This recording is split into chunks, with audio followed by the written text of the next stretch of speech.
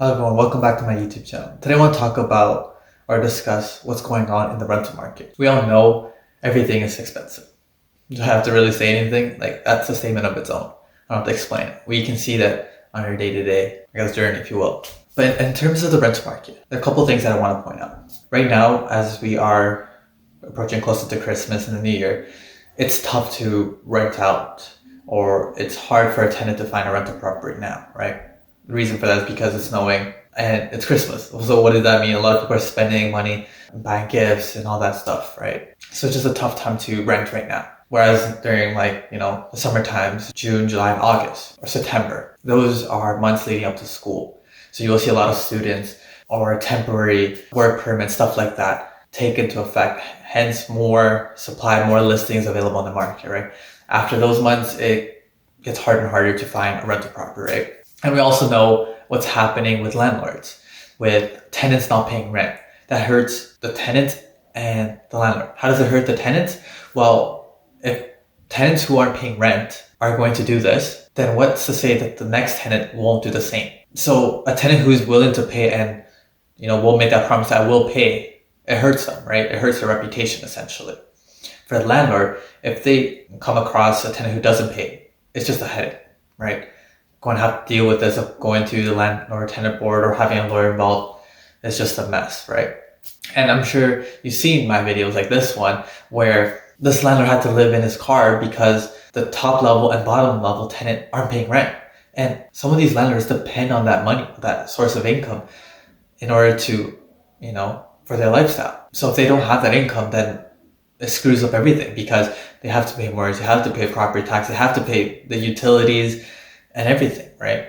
It just sucks. So think about it this way. If a landlord, or not even a landlord, say someone wants to buy an investment property in the hopes of renting it out. They see this, they're not going to rent it. They'd rather do it in Airbnb, right? Now that also hurts the tenants because less supply, right? The more supply, the better. You have more options to choose from, right? The less option makes it harder because say there's a tenant who has low credit score or just moved to Canada recently or is part-time, whatever the case is, it's already tough. And then imagine that person, that profile has to compete against someone who is well off, financially well off, has a great job, has a great credit score. Now as a landlord or even as a tenant, who would you pick? You pick someone with that great credit score who's financially well, right? Now forget all that. Now just think about it in terms of face value. A bachelor versus a couple, engaged couple, married couple, or family. Which one would you choose? A family, right? Because the bachelor is just based on reputation, based on what they experience, whatever, right? Bachelor's gonna party, they're gonna do a lot of stuff, right? A family, they're just here to make ends meet. They came to Canada or they born here, whatever the case is. They're here to provide for their family, and that's it, right? It's just how it is. And that's what landlords look at, right? And as a tenant, you have to kind of wiggle around and negotiate and see what you can do in order to find a rental property, right? It's just tough. The market is very tough. And like I mentioned a couple minutes ago, there are tenants who are new to Canada, have a low credit score, or people that are coming here for a temporary work permit, are relocating to get closer to a job, or moving in together, like with your significant other. And there's so many factors, and it just sucks because everything's expensive. So what does that mean? The price of rent is going to go up to pay for utilities, to pay for the mortgage, pay for all that stuff, right? It just sucks for as a tenant and as a landlord. Maybe things will change with the Landlord Tenant Board, making it easier for the tenant and landlord. Maybe that will change something, right? Or rectify all the issues that are going behind the scenes. It sucks. Like I've heard situations where tenants are living rent free. The landlord applied for the Landlord Tenant Board. They have to wait, right? It's not going to be a couple of days, not going to be a couple of weeks. It's going to be months and months. I heard a situation where they want to sell the property and they still can't get the tenant to leave. And they have the right to do so as a landlord, right? They want to sell that property. They can't afford it no more, right?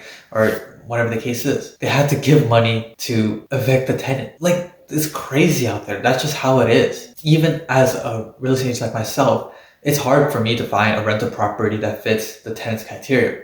It could be that they're picky, or it could be way out of their budget, or it could be their credit score is a multitude of things. And it sucks that I can't really do anything, but what I can do, and I can, as a person, not just a realtor, but like from the kindness of my heart, is just hopefully find them a listing and get that offer, close that offer essentially, right? That's what I want to do at the end of the day. It's not all about chasing a commission.